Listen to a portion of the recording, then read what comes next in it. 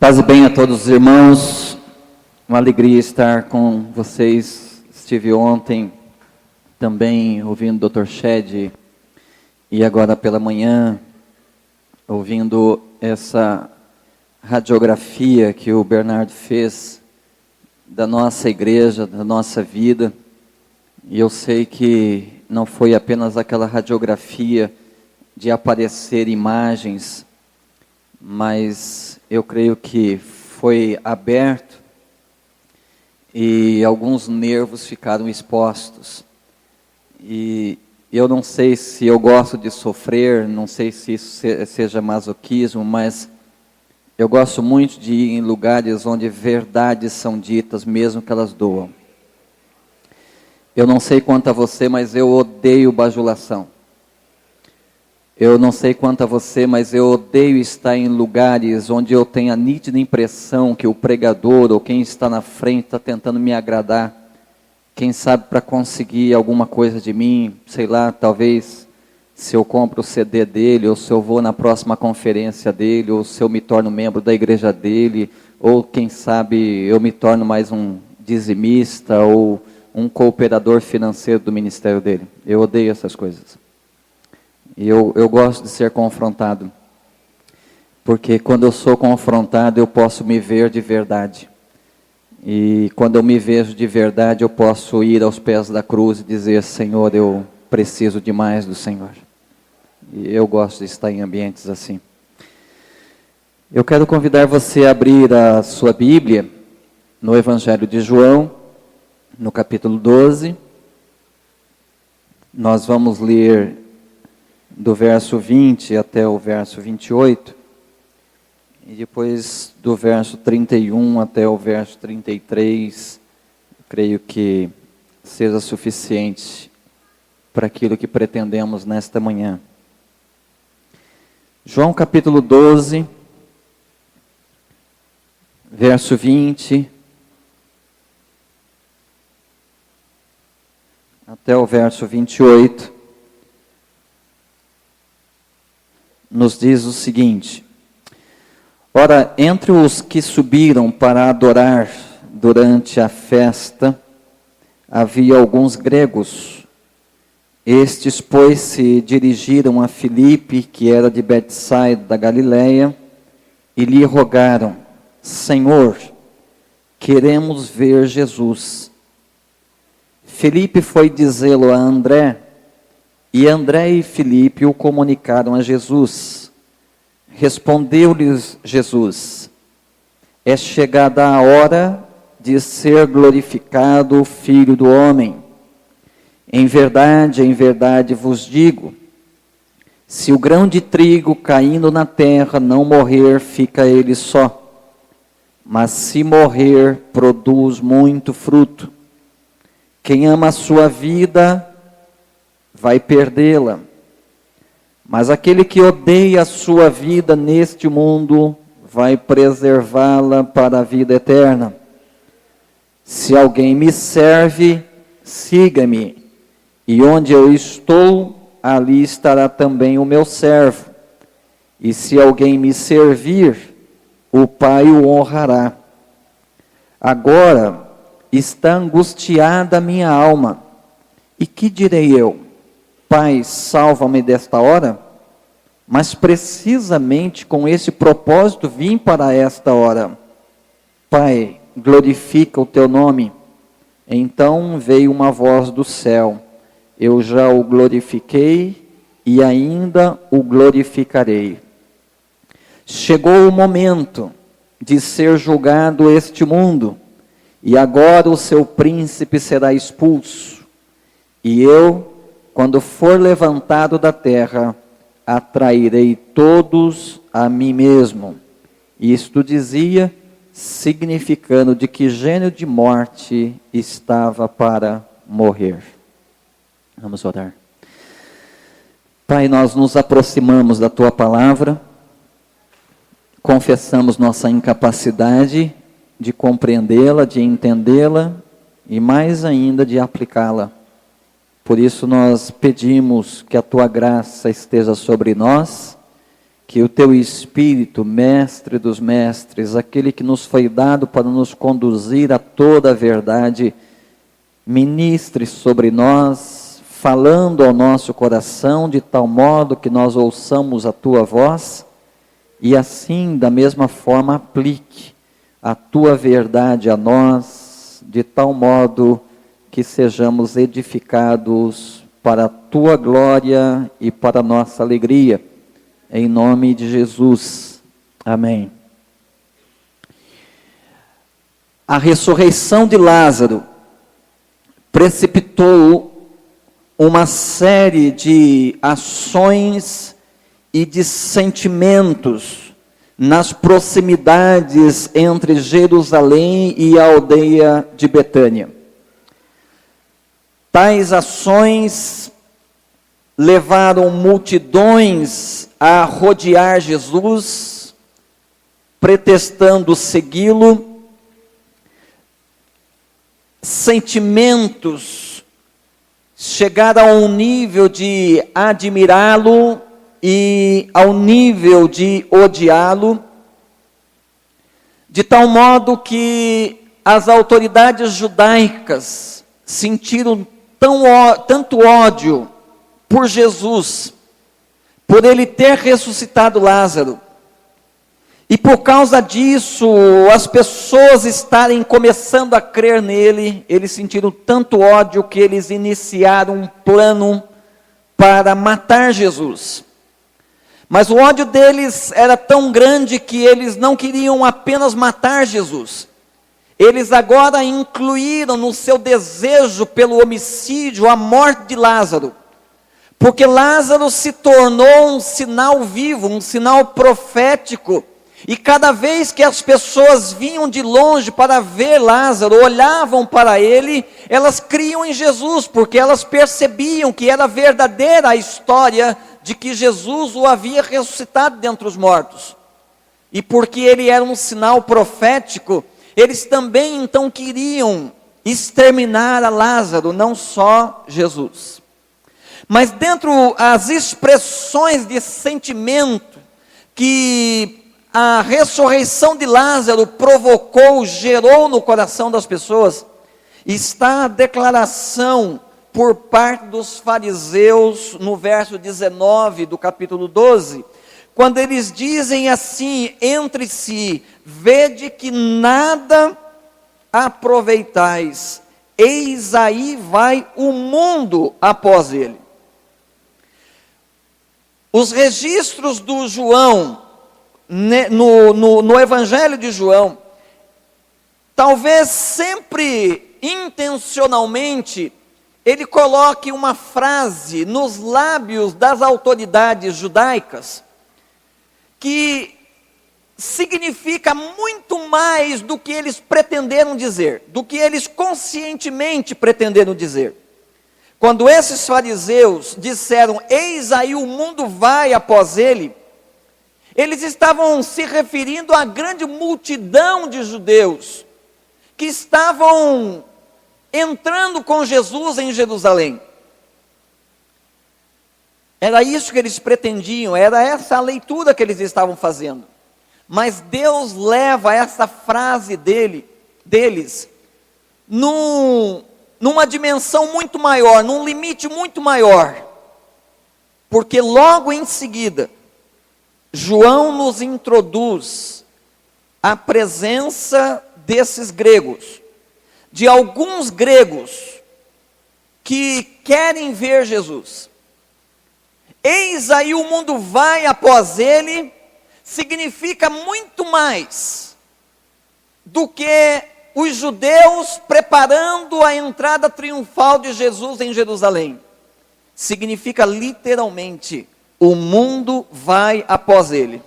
Não só os judeus, mas os gregos representando as nações não judaicas, os gentios, representando o resto do mundo. Esses gregos aparecem aí na narrativa para indicar, de fato, o mundo vai após ele. O mundo vai após Jesus. E esses gregos então chegam até Filipe e dizem a ele: Senhor, queremos ver Jesus. Eles apresentam um forte desejo. Eles têm o desejo de ver a Jesus. E o verbo ver aqui não é um verbo simples. Existem pelo menos 4 verbos para indicar o ver. Na nossa língua nós traduzimos todos eles por ver. Existe um verbo grego que indica o simples olhar. Um olhar curioso, um olhar despretensioso. Mas o verbo que está sendo traduzido aqui por ver é o verbo da análise, é o verbo da observação científica, é o verbo da observação com intenção de entender e aplicar. Então esses gregos não queriam dar uma olhada em Jesus. Esses gregos queriam uma entrevista com Jesus, onde eles pudessem ouvir a Jesus com a intenção de vir a crer nele. Esta é a intenção desses gregos que querem essa entrevista com Jesus. Então o Filipe conversa com André e os dois juntos vão até Jesus e diz: olha Jesus, tem uns gregos aí, eles querem uma entrevista contigo. Quando Jesus recebe essa informação, Jesus identifica a sua hora. Durante toda a sua vida, Jesus se preparou para esta hora. Diversas outras ocasiões, pessoas disseram para ele: olha, se você é o Cristo, então manifesta-te de vez para que nós creiamos. E Jesus dizia: não chegou a minha hora ainda. Quando a sua mãe lá nas bodas de Caná disse para ele: olha, o vinho acabou. E ele disse a ela: não chegou a minha hora ainda. Então Jesus estava se preparando o tempo todo para esta hora. E agora, quando os gregos dizem: queremos ver Jesus, Jesus percebe que este é o sinal. Esta é a ideia, a identificação da sua hora. E então ele diz: é chegada a hora de ser glorificado o Filho do Homem. Esta é a hora de Jesus. Não era a hora da festa, era a hora mais terrível da sua vida, mas era a sua hora. Nós não sabemos se Jesus concedeu essa entrevista àqueles gregos. Eu presumo que não. Provavelmente não. Porque Jesus não veio ao mundo para ser visto por alguns gregos.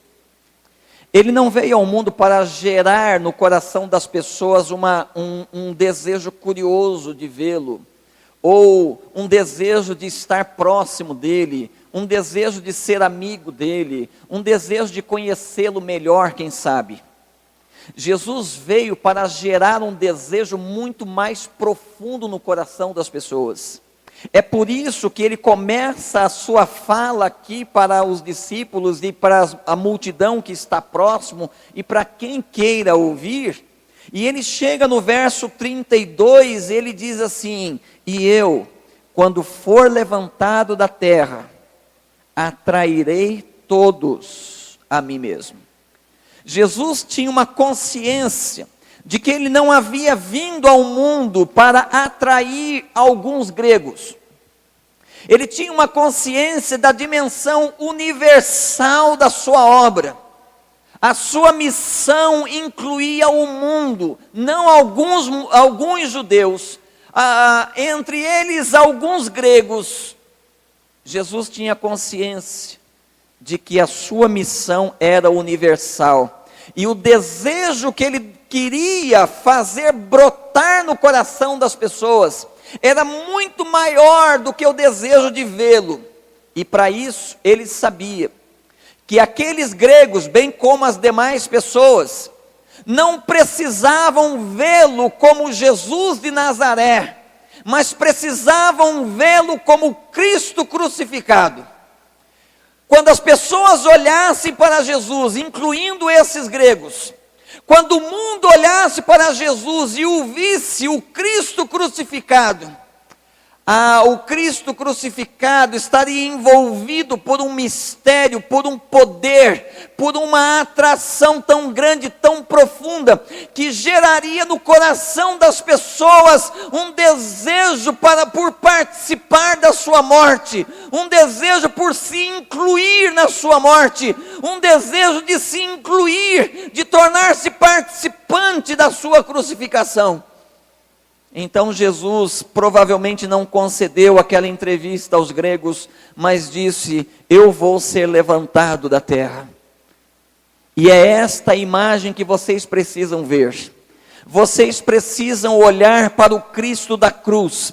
Vocês precisam olhar para o máximo da minha missão. Vocês precisam olhar para o Cristo crucificado. E quando vocês olharem para o Cristo crucificado vai exercer sobre vocês um poder de atração. E vocês desejarão vir para Ele. Vocês desejarão morrer com Ele. Vocês desejarão morrer para qualquer outra coisa, para andar com Ele, para estar com Ele. Vocês não desejarão estar em outro lugar, com outra qualquer pessoa. Vocês desejarão estar com Ele. Esse é o desejo que o Cristo crucificado provoca, gera no coração das pessoas, do mundo afora, tanto quanto eles puderem olhar para Ele e percebê-lo como Cristo crucificado. Essa atração pelo Cristo crucificado vai gerar no coração de cada um de nós, vai gerar no coração das pessoas um desejo ainda muito maior, um desejo muito mais concreto, não o sentimento, não o desejo pelo místico, não o desejo pela curiosidade, mas essa atração pelo Cristo crucificado vai gerar no coração das pessoas um desejo concreto. E esse desejo concreto nós observamos presente na vida de Jesus, no coração de Jesus e brotando dos lábios de Jesus, quando ele diz aí no verso 28, Pai, glorifica o teu nome. Meus queridos, enquanto esse desejo não brotar no nosso coração, nós estaremos nos avizinhando aí, talvez, daquela multidão que seguia Jesus para cima e para baixo, e da mesma multidão que na hora final gritou, crucifica-o, crucifica-o, crucifica-o. Se esse desejo não brotar em nosso coração, nós podemos nos assemelhar com esses gregos que apareceram ali em Jerusalém no dia da festa da Páscoa e disseram: nós queremos ver a Jesus. Talvez nós desejemos ver a Jesus, conhecer mais de Jesus, mas nós não nos sentimos atraídos pela cruz, não nos sentimos atraídos pelo Cristo crucificado. Nós gostamos dos ensinos de Jesus, da sabedoria de Jesus, do estilo de liderança de Jesus. Nós gostamos de um Jesus abstrato, um Jesus sentido, um Jesus da música, um Jesus dos cânticos, um Jesus das poesias. Mas talvez não haja ainda em nosso coração o desejo de viver uma vida cuja missão, cujo topo seja: eu quero que a minha vida glorifique o Pai. Esse desejo para que o nome do Pai seja glorificado na minha vida só vem quando eu vejo o Cristo crucificado. Vem quando eu sou atraído pelo Cristo da cruz. E quando eu sou atraído pelo Cristo da cruz, então eu posso dizer: a minha comida é fazer a vontade daquele que me enviou. E a vontade daquele que me enviou é que eu o glorifique. é que eu traga o seu nome sobre a minha vida. E de tal forma todos os campos, todos os setores da minha vida, revelem o nome dEle, exaltem o nome dEle, e glorifique o nome dEle neste mundo. Quando esse desejo toma conta de nós, então nós podemos seguir Jesus para qualquer lugar. Lugar não vai ser a coisa mais importante. Nós poderemos ir para qualquer lugar com Ele e por Ele, porque o desejo nosso, independente de lugares, o desejo nosso é que o nome do Pai seja glorificado. Esse desejo habitava no coração de Jesus. E é por esta razão que quando ele identifica a hora dele, ele começa a falar com os discípulos numa linguagem parabólica, dizendo assim: se o grão de trigo caindo na terra não morrer, fica ele só. Mas se morrer, produz muito fruto. Outrora, Jesus havia contado a parábola do semeador. O semeador era ele, e a semente era a palavra, e o campo era o mundo. Mas agora, ele é a própria semente. Não é ele que vai semear. Agora, ele vai ser semeado. Ele vai ser semeado como um grão de trigo na terra, no seio da terra. E ele diz que se esse grão de trigo, ele mesmo, não morrer, fica ele só. Ou seja, se Jesus não vai para a cruz, o máximo que ele podia ter conseguido com a sua vida era atrair uma multidão que invariavelmente ia morrer de paixão por ele, e em outro momento ia desprezá-lo, odiá-lo e desejar que ele desaparecesse. Se ele caindo na terra não morresse, ele poderia atrair a admiração ou o desejo por uma entrevista por parte de alguns gregos. Mas se esse grão de trigo, caindo na terra, morresse, ele produziria muito fruto. E essa é a missão de Jesus. Muito fruto significa morrer na cruz para atrair todos. Muito fruto é abrir a possibilidade de que o mundo todo creia em Jesus, creia em Deus, seja reconciliado com Deus. E esta então era a missão de Jesus. Glorificar o nome do Pai até as últimas circunstâncias, para que houvesse abundante frutificação. Nesse curto versículo 24, nós temos aí 3 das principais doutrinas da fé cristã. Nós temos aí o grão de trigo caindo na terra, se referindo à encarnação de Cristo. Nós temos aí o grão de trigo caindo na terra e morrendo. Nós temos aí a morte de Cristo, a sua crucificação, o seu sepultamento. Nós temos aí o grão de trigo caindo na terra, morrendo, produzindo muito fruto. Nós temos a ressurreição de Cristo. O muito fruto é voltar a vida totalmente para Deus. O muito fruto é uma vida inteiramente voltada para Deus. O muito fruto é um coração aberto, disponível para experimentar toda a boa vontade de Deus na vida. E Jesus queria se libertar desse invólucro.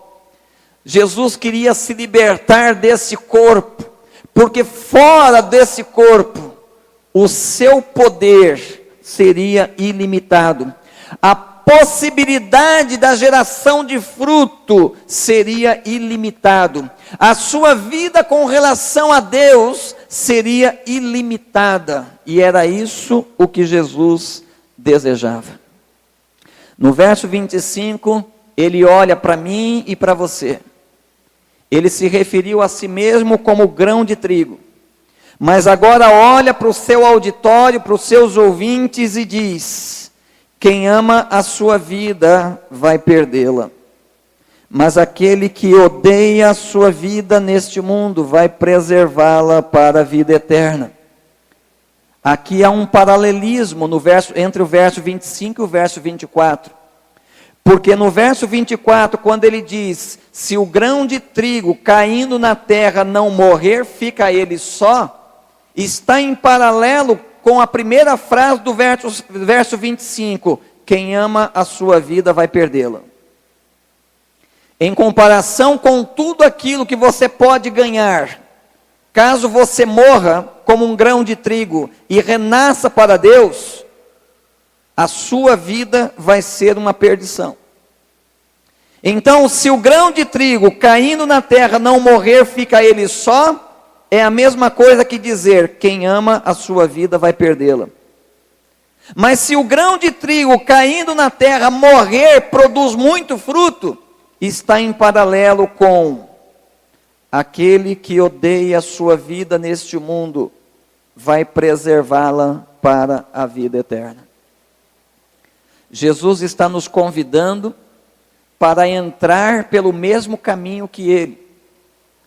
Jesus está nos convidando para seguir o seu exemplo, para olhar para nós mesmos como um grão de trigo, como uma semente, que se não for semeada na morte, vai permanecer apenas uma semente e ela vai ser comida por bichos. Ela não vai se preservar. O fim dela é ser comida por bichos. Mas se esta semente for semeada na morte, agora na morte de Cristo, ela vai ressurgir com todo o potencial de Deus, com todo o poder de Deus, e ela vai produzir muito fruto. Ele diz no verso 26, agora de modo muito pessoal, de modo muito direto e de um modo muito objetivo: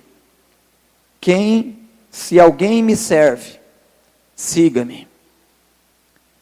Ele está dizendo aqui que os servos de Cristo, os verdadeiros servos de Cristo, são aqueles que tiveram a sua vida semeada na morte. Quem me serve, me segue. E para onde Jesus deseja que nós o sigamos? Jesus deseja que nós o sigamos pelo mesmo caminho que ele andou, o caminho da morte. Ele, como grão de trigo, foi semeado na morte. Quem me serve, siga-me. Então, como grão de trigo, nós, como servos de Cristo, devemos ser semeados na sua morte. Se nós não formos semeados na morte de Cristo, nós não viveremos para Cristo. Talvez nós viveremos para a igreja. Talvez nós viveremos para nos envolvermos em algumas seletas atividades eclesiásticas. Talvez nós viveremos para nos envolvermos com alguns eventos evangélicos realizados em vários pontos da nossa cidade. Mas nós não viveremos para Ele. Nós viveremos para uma vida do domingo, em especial do domingo à noite. Mas nós não viveremos para segunda-feira. Nós viveremos para a igreja e para o templo, mas nós não viveremos para Ele no nosso local de trabalho, na nossa escola e na nossa família. Nós viveremos para fazer distinção, como nós ouvimos agora há pouco, fazer distinção entre sacro e profano, entre vida espiritual e vida material, entre vida com Deus e vida secular. A vida com Deus será apenas mais um departamento na nossa vida já departamentalizada. Mas se morrermos, o desejo da nossa vida, o desejo do nosso coração, será o desejo de viver para que o Pai seja glorificado. E se é necessário ser semeado como um grão na terra, nós o acompanharemos nisso. Se é necessário morrer, nós morreremos. Porque o nosso desejo já não é mais para nós mesmos, o nosso desejo já não é mais segundo as ambições do mundo, o nosso desejo é o desejo de glorificar o nome do Pai. Se alguém me serve, siga-me. E onde eu estou, ali estará o meu servo. Você já morreu? Talvez você diga assim, sim, eu já me converti. Mas você já morreu? A sua conversão significou que você sentiu um desejo de conhecer mais esse Jesus de quem os crentes falam? Ou a sua conversão significou que você encontrou uns caras bacanas que se chamam crentes, e eles não são tão ruins assim como eu imaginava antes, então eu me associei com eles. Eles têm até uns programas bacanas, tem uns eventos da hora, e não é tão careta como eu pensava que eram. A sua conversão foi isso? Então você não morreu. Existe um grande perigo no cenário evangélico nacional, que nós, obviamente, como tudo, nós importamos dos States, que é nós atrairmos pessoas por meio de eventos, não mais por meio da evangelização. E o grande perigo que nós corremos é que, quando nós ganhamos pessoas por meio de eventos, nós ganhamos pessoas para eventos, não para Deus. Vou repetir isso. Quando nós ganhamos pessoas por meio de eventos, nós ganhamos pessoas para eventos e não necessariamente para Deus. Isso faz com que a igreja se torne uma agência que precisa promover, precisa criar cada vez mais eventos atraentes e atrativos para manter o fluxo desse consumidor faminto por evento, faminto por religião. E a igreja então se torna uma agência promotora de eventos. Quando ela não se torna promotora de eventos, ou ela deixa os eventos, ou ela não mais produz eventos atraentes, essas pessoas ganhas por meio do evento vão embora para outros eventos. Nós precisamos usar os eventos para atrair pessoas com quem nós vamos nos comprometer a compartilhar o evangelho com elas, porque elas não nascem espiritualmente por causa do evento, no meio do evento ou por evento. Elas nascem espiritualmente apenas por meio do evangelho, que as atrai para Cristo, com o desejo de morrer com Ele e de morrer para o mundo, para viver totalmente para a glória do Pai. Quando isso não acontece, nós inchamos a igreja com um monte de gente, mas não conseguimos fazer com que essa gente, essa multidão, afete a sociedade aí fora. Nós não mudamos a sociedade, porque está faltando desejo de morrer. Está faltando desejo profundo de viver para a glória do Pai. Nós precisamos desejar morrer, como Jesus desejou morrer, para que o Pai fosse glorificado.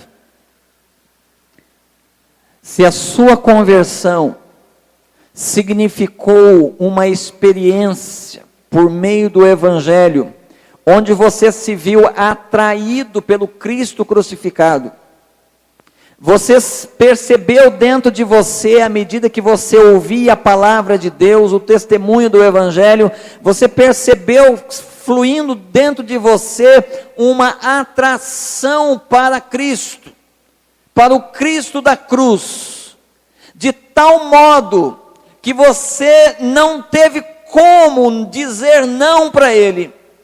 Você se sentiu tão atraído para o Cristo crucificado, que você não conseguiu dizer não. O que alguns teólogos chamam de graça irresistível. Então, você nasceu de novo. Então, a sua vida cristã hoje é uma vida de alguém que de fato se converteu. Mas se você apenas se aproximou da igreja, porque a igreja é bacana, você gostou do que a igreja faz, você está como aqueles gregos que queriam uma entrevista com Jesus. E Jesus está dizendo para você, você não precisa de uma entrevista comigo, você não precisa se aproximar da minha igreja e gostar do que esse pessoal faz, você precisa olhar para mim na cruz, porque quando você olhar para mim na cruz, eu vou te atrair, eu vou gerar dentro de você um desejo tão profundo de ser meu, que você vai perceber que essa atração é irresistível, e você vai vir para mim, de todo o seu coração. E quando você vier para mim, eu vou plantar no teu coração um desejo unificador, um desejo que vai tomar todo o seu íntimo, todo o seu interior. Você vai desejar fazer da sua comida, da sua bebida, a vontade do meu Pai. Você vai desejar viver para a glória dele. Nada para você será sacrifício o bastante que o mantenha longe da realização da glória do Pai. Você vai desejar viver para a glória do Pai. Mas para que isso aconteça, você precisa, como um grão de trigo, ser semeado na minha morte.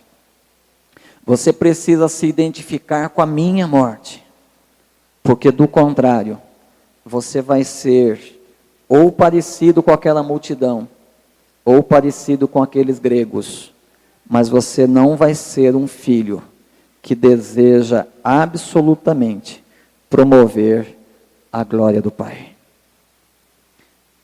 Você já passou por essa experiência? A sua conversão significou morte. Se significou morte, então, desde que você morreu na morte de Cristo, você vem numa contínua morte, porque há muita coisa na sua vida e na minha vida que precisam ainda morrer, para que o desejo de viver para a glória do Pai tome todo o nosso ser, domine todo o nosso coração, todos os nossos anseios. Nós estamos então num processo de contínua morte. E se eu perguntar para você, você está disposto a morrer para qualquer outra coisa que ainda divide o seu anseio pela glória do Pai, ainda te torna reticente na sua caminhada com o Pai. Se eu perguntar para você, você está pronto para nesta conferência entregar a sua vida no altar de Deus, para morrer para todas essas coisas e voltar-se para Deus num desejo aberto de experimentar toda a sua vontade na tua vida? A tua resposta seria sim? Essa resposta não pode ser dada com tanta rapidez. Porque talvez essa resposta esteja nas letras das músicas que nós cantamos. Talvez essas respostas estejam num ambiente aqui onde alguém diz sim, o outro também diz sim, o outro diz amém. Mas essa é uma resposta que precisa ser dita lá no meu contexto familiar. Esta é uma resposta que pode ser dada aqui, mas ela tem que reverberar lá na minha casa. Ela tem que ir lá para o meu local de trabalho. Ela tem que ir lá para a minha sala de aula na universidade. Ela tem que ir lá para a esquina, para as ruas, para os becos, para os valados, para as favelas da minha cidade. Ela precisa ecoar lá, porque tudo aquilo que nós dizemos aqui dentro, que não ecoa lá, é apenas paixão, que como nuvem, logo que o vento sopra, ela se dissipa. Essa não é uma resposta fácil de se dar, porque ela não pode ser dada no contexto de um culto de domingo à noite. Ela não pode ser dada num contexto de tantas luzes, de tantos brilhos como nós estamos rodeados aqui. Ela precisa ser dada quando você acorda na manhã de segunda-feira lá na sua casa, onde não tem música de fundo, onde não tem gente cantando do seu lado, onde não tem gente estimulando você, onde não tem luz, não tem brilho. Ela precisa ser dada lá. Quando você está na sua universidade sozinho, com os seus amigos não crentes, ela precisa ser dada lá, porque é lá que nós morremos. Jesus morreu fora de Jerusalém. Nós precisamos morrer lá no mundo, para o mundo. E quando nós morremos lá, então o nome do Pai é glorificado. O próprio Jesus não encarou essa sua tarefa com facilidade.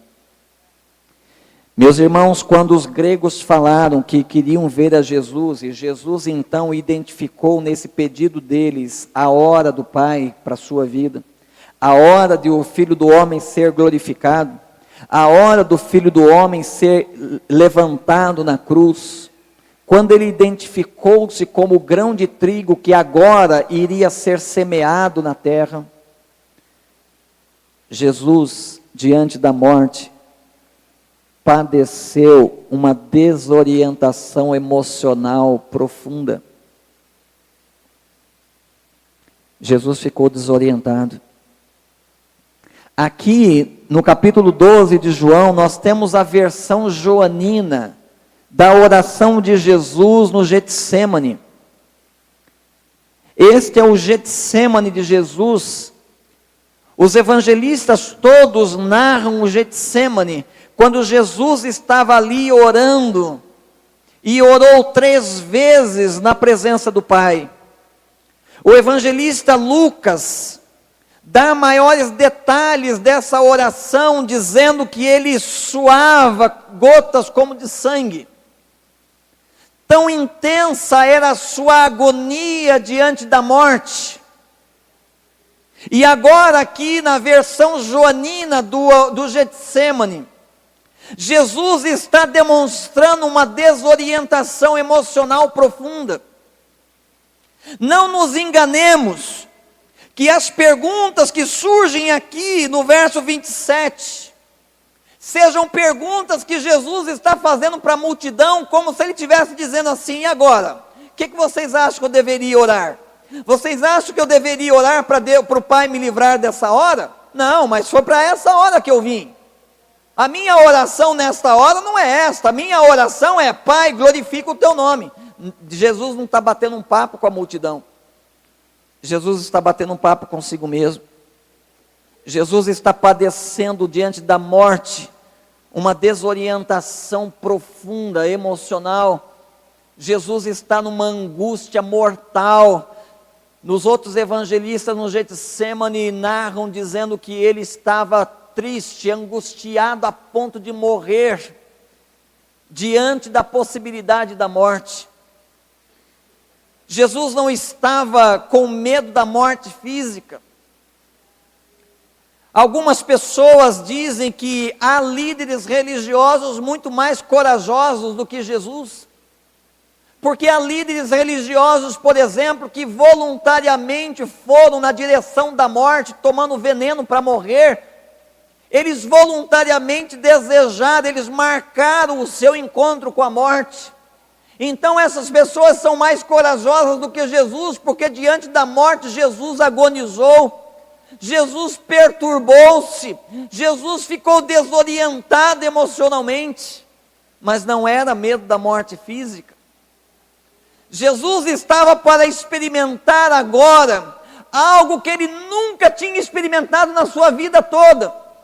Desde a eternidade, mesmo agora, encarnado, ele jamais experimentou ser separado do Pai. E a morte para ele incluía a separação total do Pai. Ele sabia que ele ia para uma cruz, ele iria atrair os pecados da humanidade toda sobre si. E ali na cruz, Deus iria odiá-lo. Deus iria deixá-lo. E ele chegou ao ponto de ali na cruz dizer: Deus meu, por que me desamparaste? Esta era a agonia, ser separado do Pai. É a mesma agonia que nós enfrentamos quando o Pai olha para nós e nos chama para viver para a glória dEle. Só que a nossa agonia, diferente da agonia de Jesus, não é a agonia de ser separado do Pai, mas é a agonia de ser separado do mundo. É a agonia de estarmos diante da possibilidade de perdermos favores. É a agonia de estarmos diante da possibilidade de perdermos amigos, quem sabe até familiares. É a agonia diante da possibilidade de sermos desprezados, zombados, ridicularizados. Quando nós olhamos para Deus e o Pai está dizendo para nós: filhos, vivam para a minha glória. Há dentro de nós, porque já fomos atraídos pelo Cristo crucificado, um desejo de viver para a glória do Pai. Mas há dentro de nós algo que nos puxa para a terra. Há ainda a glória dos homens, que ainda valorizamos muito. Há a glória das amizades. Há a glória dos familiares. Há a glória dos status. Há a glória das conquistas. E diante disso, nós somos desafiados a submeter todas essas coisas, como o pastor Shed disse ontem, para experimentar a vontade do Pai. Isso gera agonia. Diante dessa agonia, frequentemente nós estamos dizendo não para Deus. Mas nós vamos para o próximo culto, nós vamos para o próximo evento, e ali Deus fala conosco de novo. Ali Deus nos chama para um cristianismo radical. Ali Deus nos chama para filhos obedientes. E nós ouvimos a voz do Pai e ela mexe conosco. Nós chegamos até a chorar quando essa voz toca o nosso coração. Nós renovamos nossos propósitos, nós renovamos nossa dedicação, nós renovamos nossas promessas e nossos votos, e então saímos do evento, saímos do culto, e vamos para a nossa segunda-feira, descemos do nosso monte da transfiguração, e vamos para o vale enfrentar demônios, os nossos próprios, e aí nos vemos de novo, fracassando, porque na agonia, entre dizer sim para a glória do Pai, e perder amigos, ser ridicularizado, ser perseguidos, abrir mão de status mundanos, nós nos vemos agonizantes, desorientados emocionalmente, perdemos a direção até do que e pelo que devemos orar,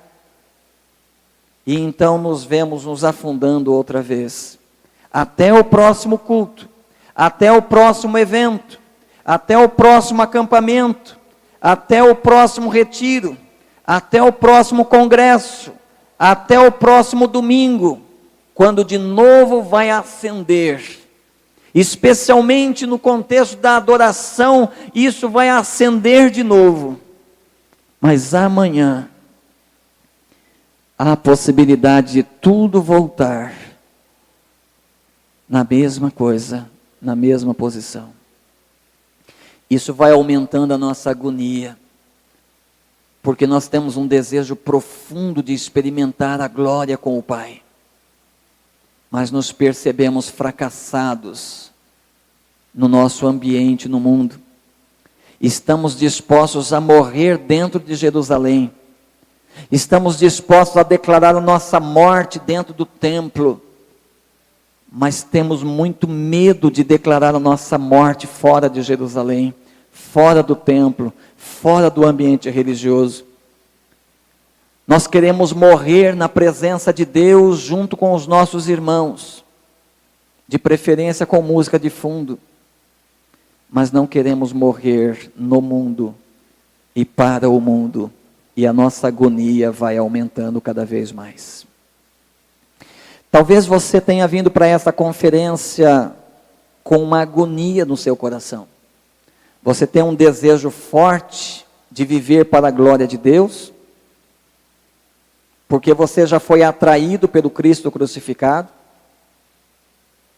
Você é diferente daqueles que estão na igreja apenas por causa da amizade, diferente dos gregos. Você já foi atraído pelo Cristo crucificado, e então você tem um desejo de viver para a glória de Deus, mas você não está conseguindo. Porque na hora que você tem que dizer sim, lá no mundo você acaba dizendo não. Jesus está nesse texto dizendo para nós, compartilhando conosco, que a decisão dele também não foi fácil, assim como a sua não deve ser. Ele ficou desorientado emocionalmente diante da sua hora. Diz aí o verso 27, agora está angustiada a minha alma, e que direi eu? Qual é a oração mais apropriada nesse momento? O que eu digo? Senhor, me livra da enfermidade. Senhor, me livra desse problema que eu estou enfrentando agora. O que eu devo orar?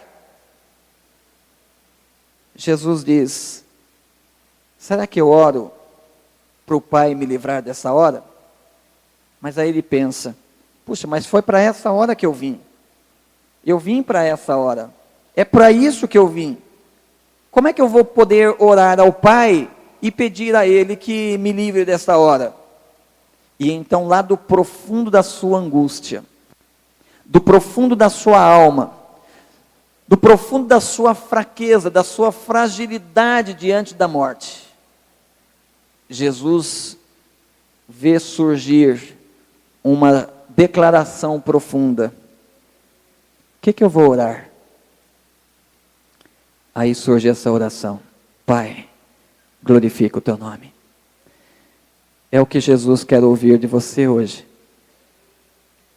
Do meio da sua angústia, diante das possibilidades das perdas, das alterações, das mudanças, quem sabe você vai precisar correr atrás de relacionamentos quebrados, quem sabe você vai precisar liberar perdão, quem sabe você vai precisar procurar alguém a quem você feriu e pedir perdão.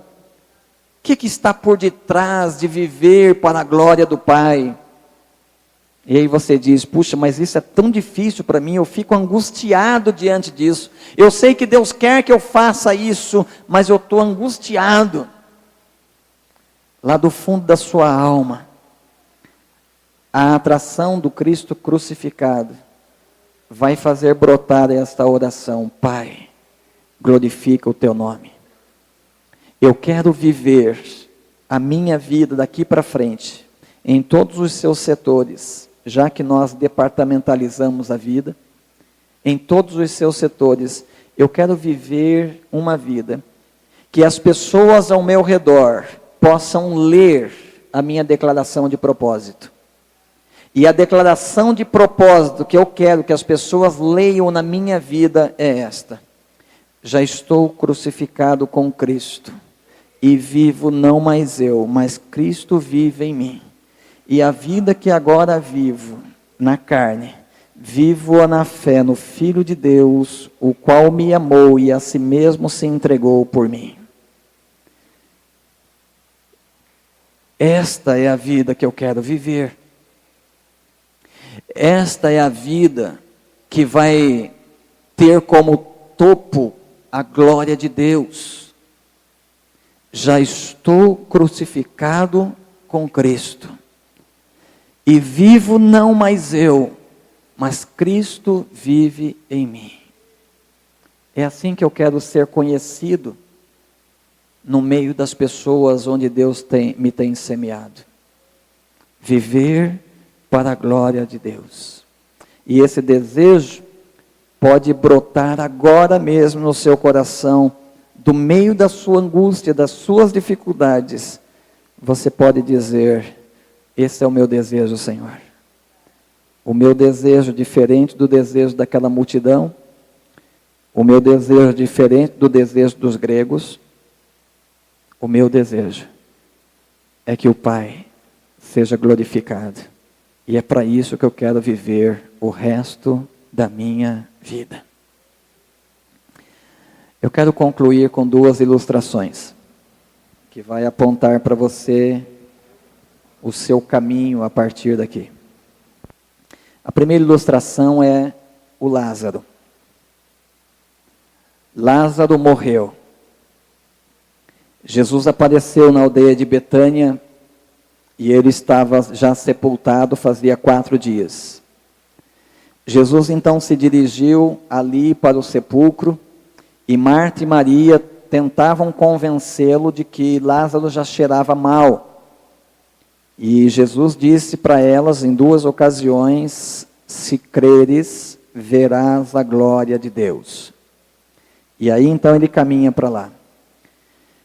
Quando ele chega diante do sepulcro, ele manda tirar a pedra e então chama Lázaro lá da sua sepultura, e Lázaro vem para fora.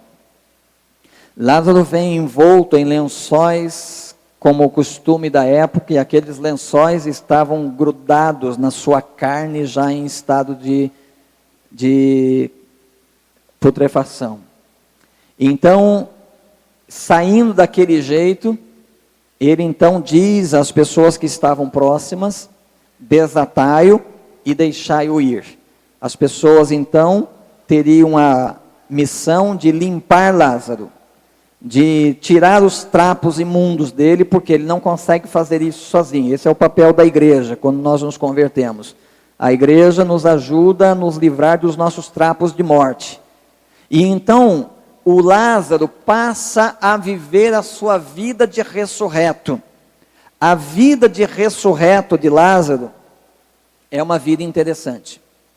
Porque no capítulo 12, no verso 2, Lázaro está em perfeito juízo e limpo, ele é um dos que estavam sentados na mesa num banquete com Jesus.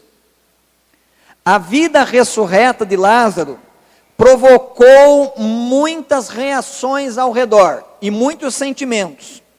Por exemplo, no verso 9, a multidão, uma numerosa multidão dos judeus, que soube que Jesus estava ali, e foram para lá por causa de Jesus, mas também para verem Lázaro, a quem ele ressuscitara dentre os mortos. A vida de ressuscitado dá ao mundo um profeta. A vida de ressuscitado dá ao mundo um sinal, que o mundo vai ouvir, mas vai ver. A vida de ressuscitado será uma vida que o mundo vai ver, e eles vão desejar, pelo menos, se aproximar de Jesus. Mas diz aí o verso 10, que os principais sacerdotes resolveram matar também Lázaro. Por que eles desejavam matar Lázaro? Porque muitos dos judeus, por causa de Lázaro, voltavam crendo em Jesus. Isso é vida de muito fruto, pós-morte. Isso é vida de ressurretos. É vida de pessoas que semearam a sua vida na morte de Cristo e foram ressuscitadas por Cristo. Agora, parte da vida delas atrai o ódio das pessoas. Parte da vida delas atrai a perseguição por parte das pessoas. Mas parte da vida delas faz delas pessoas através das quais outras pessoas desejarão ver Jesus. Verso 17 diz: dava, pois, testemunho disto a multidão que estivera com ele, quando chamara a Lázaro do túmulo e o levantara dentre os mortos. Por causa disso também a multidão lhe saiu ao encontro, pois ouviu que ele fizera esse sinal. Ou seja, a nossa vida, quando semeada na morte de Cristo, e quando por ele ressuscitada, vai se tornar um sinal profético no meio da nação, no meio da sociedade. Nós devemos esperar pelo antagonismo, nós devemos esperar por perseguição, mas nós devemos esperar também que a nossa vida de ressurretos vai trazer muita gente para Jesus, vai atrair pessoas para Jesus, e isto é dar muito fruto. Essa é uma possibilidade, é uma direção. A outra direção é a direção que seguiu as autoridades judaicas. As autoridades judaicas estavam divididas entre ódio por Jesus, desejo de matá-lo, mas parte das autoridades judaicas creram em Jesus. Mas eles tinham um problema a enfrentar, que é o meu problema e o seu problema, quando nós temos que morrer. Diz aí o verso 42, contudo, muitos dentre as próprias autoridades creram nele, mas por causa dos fariseus não o confessavam. Eles criam em Jesus, mas não podiam confessá-lo abertamente, porque eles tinham medo de serem expulsos da sinagoga. Pertencer à sinagoga era um grande status, que eles não estavam dispostos a sacrificar. Eles podiam até crer em Jesus, mas não podiam viver para a glória do Pai. E Jesus traduz o texto aqui para nós. João traduz o texto para nós dizendo: porque amaram mais a glória dos homens do que a glória de Deus. Enquanto nós não morrermos, nós ainda estaremos vivendo para a glória dos homens. Nós creremos em Jesus, desejaremos uma entrevista com Jesus, seguiremos Jesus no meio da multidão, mas quando chegar a nossa hora, como chegou a de Jesus, de nós o confessarmos abertamente e nos posicionarmos como filhos de Deus no meio da sociedade, por amarmos mais a glória dos homens, nós continuaremos dizendo não. O único jeito de dizer sim é ver-se como o grão de trigo, que tem que cair na terra, tem que morrer, para que então todo o seu desejo não seja pela glória dos homens, mas seja orientado para a glória do Pai. Feche seus olhos por um instante.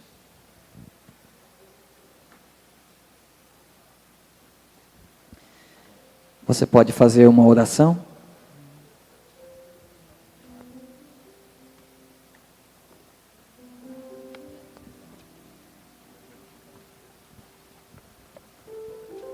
Esta é uma hora só sua e Deus.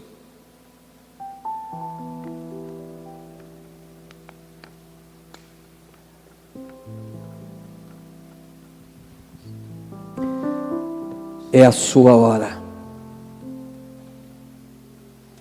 E é a hora de você enfrentar a sua angústia mais profunda. E lá do fundo da sua angústia, você poder definir o que vai orientar a minha vida daqui para frente. Vai ser a glória dos homens? Ou vai ser a glória de Deus?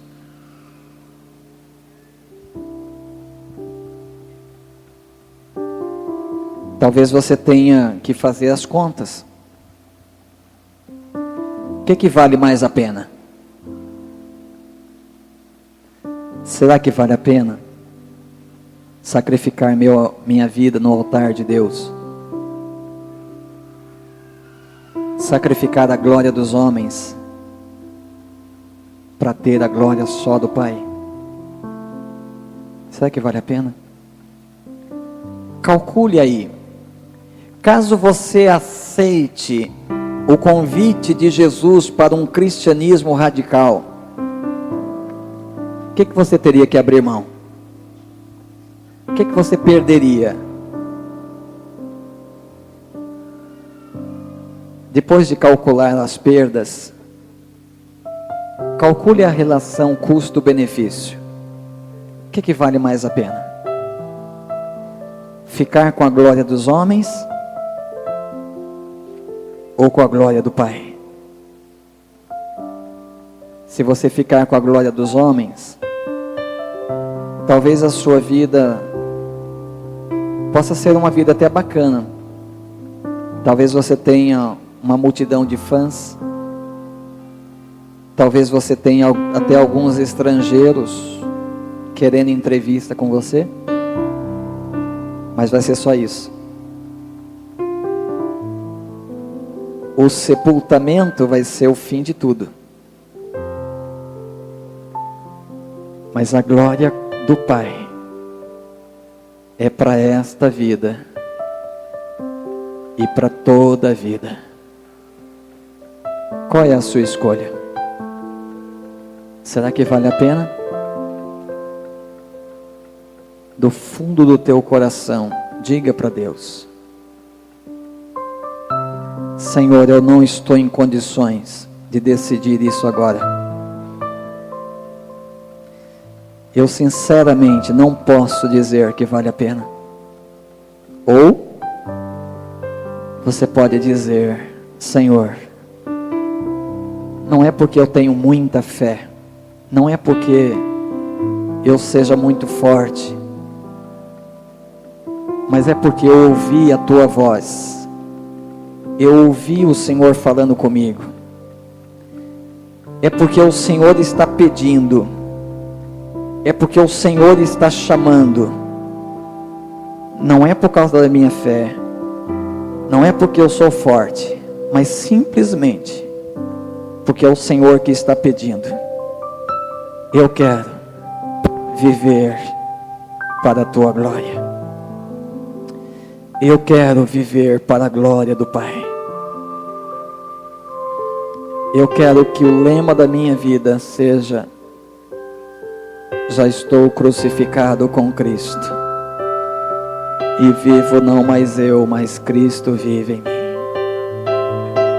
É duro isso, é muito difícil, mas o Pai que chama é o Pai que provê.